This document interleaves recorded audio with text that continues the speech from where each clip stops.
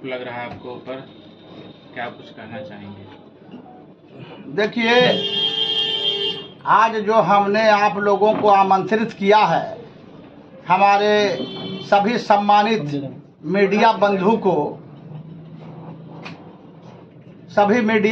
को हमने भी देखा कि कुछ इलेक्ट्रॉनिक्स मीडिया में कुछ न्यूज आ रहा था कि मैंने जो है भागन बिघा में एक जूट मिल नामक संपत्ति को, जो ललन साव जी रहने वाले हैं, मगड़ा निवासी और दीपनगर में उनका फर्नीचर का दुकान है, उनके संपत्ति को हमने कब्जा कर लिया है, लूट लिया है। तो आप लोगों को मैंने अभी सारा पेपर दिखाया, एक एक पेपर हमने आपको दिखाया।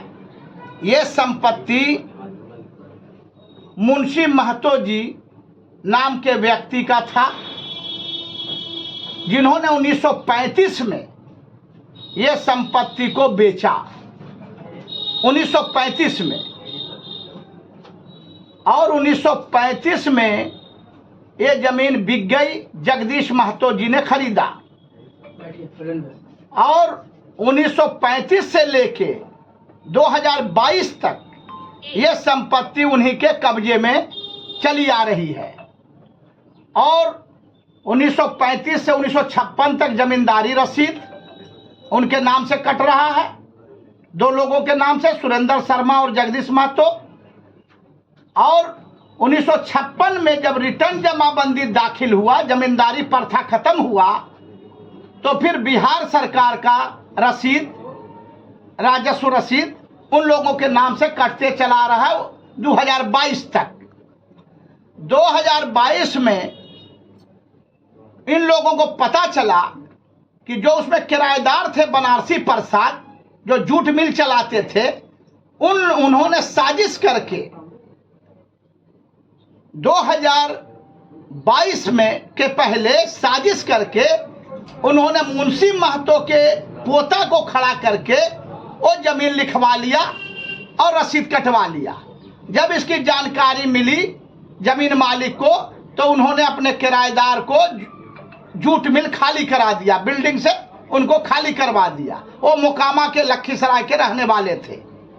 उसके बाद दोनों जमीन मालिक ने 10 कट्ठा जमीन 1310 प्लॉट नंबर को हमारे हाथ बेचा 2022 में।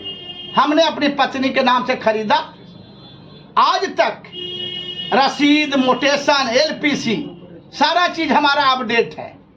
लेकिन जब बाद में हमको पता चला कि बनारसी प्रसाद ने ये जमीन को ललन साव के हाथ बेच दिया है 2021 में चुपचाप, तो हम लोगों ने ललन साव के रजिस्ट्री को तोड़वाने के लिए और बनारसी प्रसाद के जाली रजिस्ट्री को तोड़वाने के लिए हम लोगों ने सिविल कोर्ट में टाइटल शूट किया, जो टाइटल शूट नंबर 444 अभी चल रहा है। फिर उनके रसीद को रद्द कराने के लिए हम लोग एडीएम साहब के यहाँ गए, जमाबंदी रद्दीकरण कराने के लिए।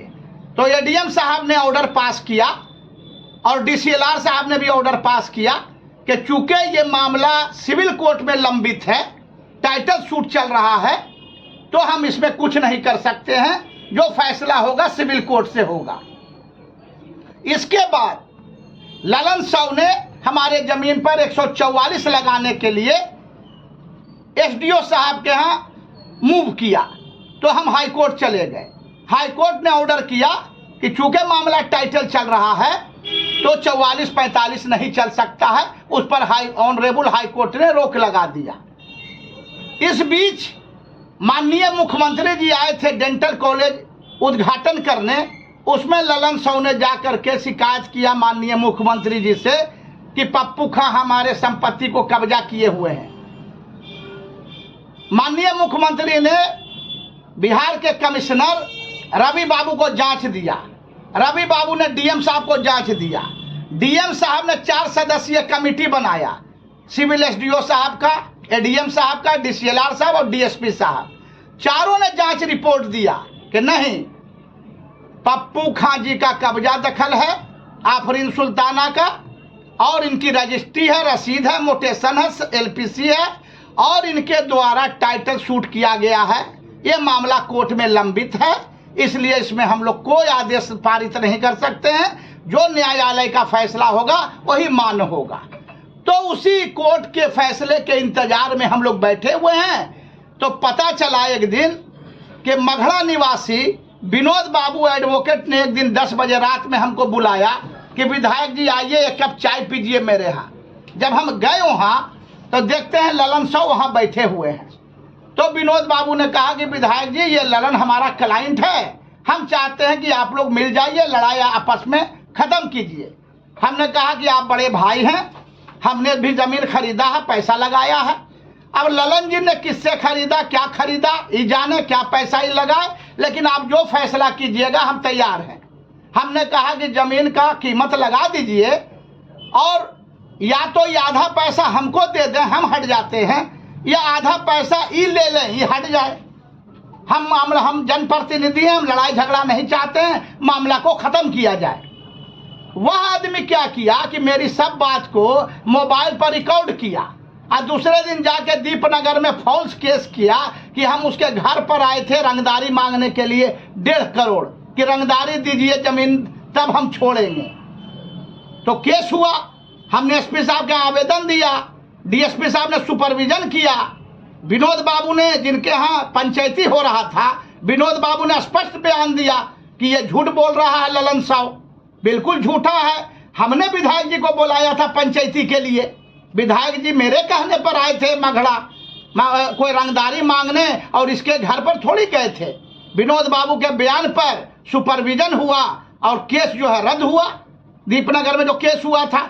फिर बाद में वही रंगदारी का केस उसने वेना थाना में किया 6 महीने के बाद, उसका भी जांच SP साहब ने कराया, और जायसवाल साहब DSP थे, सुपरविजन किए, और वो भी केस निरस्त हुआ।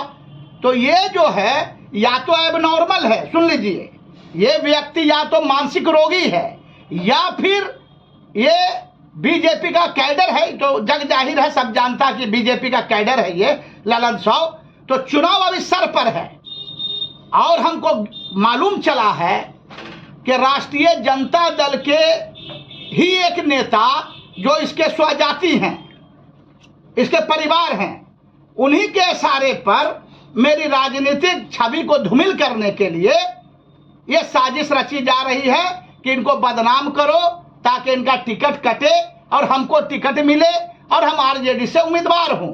और इसमें बड़ा हाथ जो है यहाँ के विधायक डॉक्टर सुनील कुमार जी का भी हाथ है।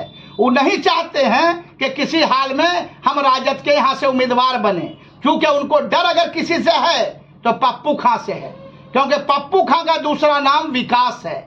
हमने 5 साल MLA रहने का काम किया 2000 से 2005, और 50 साल बनाम 5 साल जो हमने विकास की धारा बहाई। 5 साल में हमको मात्र 5 करोड़ मिला विधायक राशि, लेकिन हमने 500 करोड़ लाके माननीय लालू प्रसाद यादव जी के सहयोग से हमने विकास का धारा बहाया 46 वार्ड और मतलब बिहार ब्लॉक के 16 पंचायत में। तो हमने विकास जो किया है वो जनता जानती है, देखती है। तो डॉक्टर सुनील कुमार जी को डर हमसे है कि ये कहीं कैंडिडेट बन के आ गए तो इस बार हमारा जमानत जब्त होगा। तो इस तरह की साजिश हमको बदनाम करने के लिए किया जा रहा है, लेकिन उससे कुछ होने वाला नहीं है। आप लोग चौथी स्तंभ है हमारे, मीडिया हमारी ताकत है। हम जो भी बात रहेगा आपके माध्यम से समाज के बीच में हम रखने का काम करेंगे, और हमको कोर्ट पर, न्यायालय पर बहुत आस्था और विश्वास रहता है। ये सब जमीन तमीन क्या है, कोर्ट जो निर्णय करेगा मेरे हक में चीज मेरी रहेगी। अगर कोर्ट कह देगा कि ललन जी की चीज है तो ललन जी ले लेंगे। ये सब 2 कट्ठा 10 कट्ठा जमीन का कौन वैल्यू है? आज भी हम लोगों के पास सैकड़ों बीघा जमीन गांव में है, हम लोग खुद किसान के बाल बच्चा हैं। तो इसलिए कहीं कुछ नहीं, ये राजनीतिक साजिश है, बहुत बड़ी साजिश हमको रोकने के लिए कि हम राष्ट्रीय जनता दल से उम्मीदवार न बने, हम चुनाव न लड़े। अगर हम लड़ गए तो बीजेपी के उम्मीदवार का खटिया खड़ा होगा। यहाँ की जनता उब चुकी है, बिहार शरीफ की जनता उब चुकी है।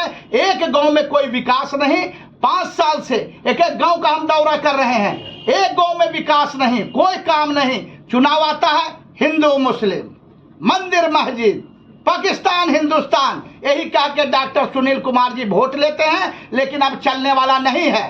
चुनाव आएगा तो हिंदू हिंदू भाई भाई, और चुनाव खत्म हो गया तो आप दलित हो गए, महादलित हो गए, शूद्र हो गए, छुआछूत की बीमारी हो गई।